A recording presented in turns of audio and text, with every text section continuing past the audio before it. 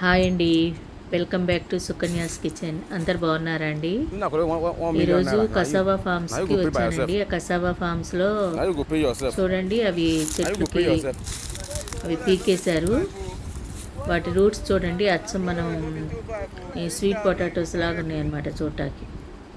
చూడండి ఎలా ఉన్నాయో, కాకపోతే బిగ్ సైజులో ఉన్నాయి అన్నమాట.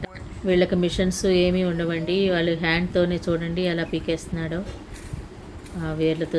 ఆ రూట్స్ చూడండి ఎలా ఉన్నాయో. ఆ రూట్స్ అన్నీ కూడా ఒక బౌల్లో వేసుకుంటున్నాడండి. చూడండి ఎన్ని. వాళ్ళు అడుగుతుంటే చెప్తున్నారండి. అక్కడ అందరు కూడా పనిచేసే వాళ్ళు కూడా ఇంగ్లీష్ అలా మాట్లాడతారండి. చూడండి ఆ బౌల్స్లో వేసారు అంటే రెడీ అయినట్లు అట్లా కట్ చేస్తున్నారండి ఆ ఫామ్లో. ఇదిగోండి కట్ చేసినవన్నీ కూడా ఇలా పీల్ తీస్తున్నారనమాట.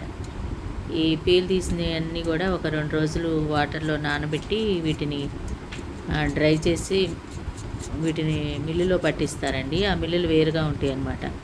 ఈ కసావాని 2 రకాలుగా వాడతారనమాట. పౌడర్గా వాడతారు, ఫుఫు కూడా వాడతారండి. ఫుఫుకి ఎక్కువ వాడతారనమాట.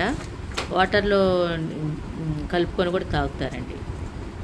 ఈ వేస్ట్ అంతా కూడా ఆ తీస్తున్న వేస్ట్ అంతా కూడా అండి అక్కడ గొర్రెలు ఉంటాయి కదండి, వాటికి పెడతారండి. అది వేస్ట్ పోదనమాట.